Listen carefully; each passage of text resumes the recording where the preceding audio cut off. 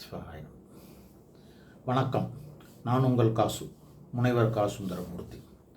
பெருந்தலைவர் காமராஜர்கிட்ட சில பேர் கேட்டிருக்காங்க, என்ன ஐயா நீங்கள் கடவுள் மேலே உங்களுக்கு நம்பிக்கை இல்லையா அப்படின்னு கேட்டிருக்காங்க.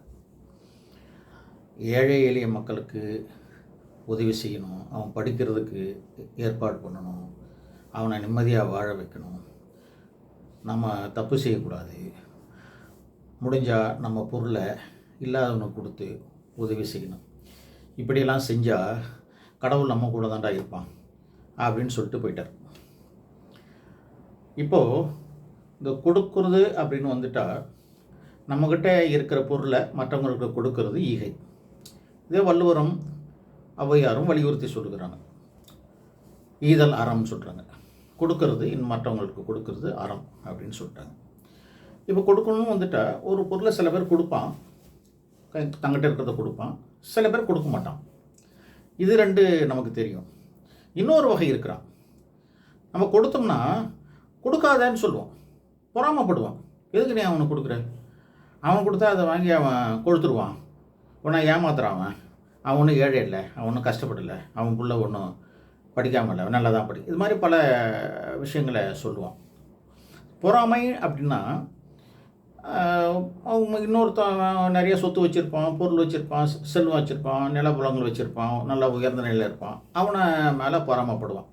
அதுக்கு பேர் என்னென்னா பிறன் பொருளை கண்டு பொறுக்காத தன்மை தான் பொறாமை. இதுதான் பொறாமைக்கான டெஃபினிஷன்.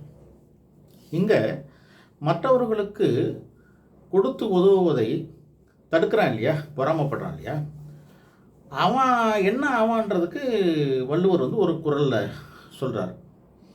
கொடுப்பது அழுக்கறுப்பான் சுற்றம் உடுப்பதுவும் உண்பதும் இன்றி கெடும் அப்படின்னு சொல்லிட்டார்.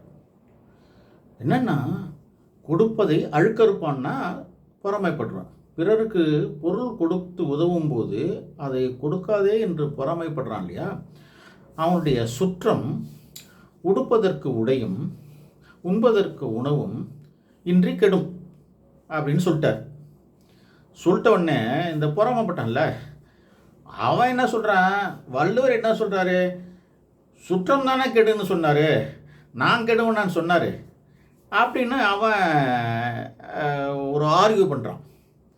அப்போது அதுக்கு அவன் சொல்கிறான், நீ சொல்கிறது நீ மேலாட்டமாக படிச்சிருக்கிற, அதுதான் வள்ளுவர் குறளில் அப்படி தான் சொல்லியிருக்காரு.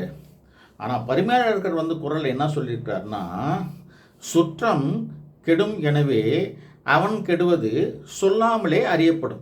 அதான் அந்த காலத்து தமிழில் பரிமேலழகர் இந்த வசனத்தை எழுதியிருக்கிறார். மறுபடியும் சொல்கிறேன், சுற்றம் கெடும், எனவே அவன் கெடுதல் சொல்லாமலே பெறப்படும் அப்படின்னு சொல்கிறான். சுற்றமே கெடும்னு சொல்லிட்டார்டா, நீ கெட்டு போயிடுவேன்றது சொல்லி தெரிய வேண்டியதில்லை. இதுதான் அந்த குறளோட விளக்கம். அடுத்த வீடியோவில் வேறு விடயம் பற்றி பார்க்கலாம். நன்றி, வணக்கம்.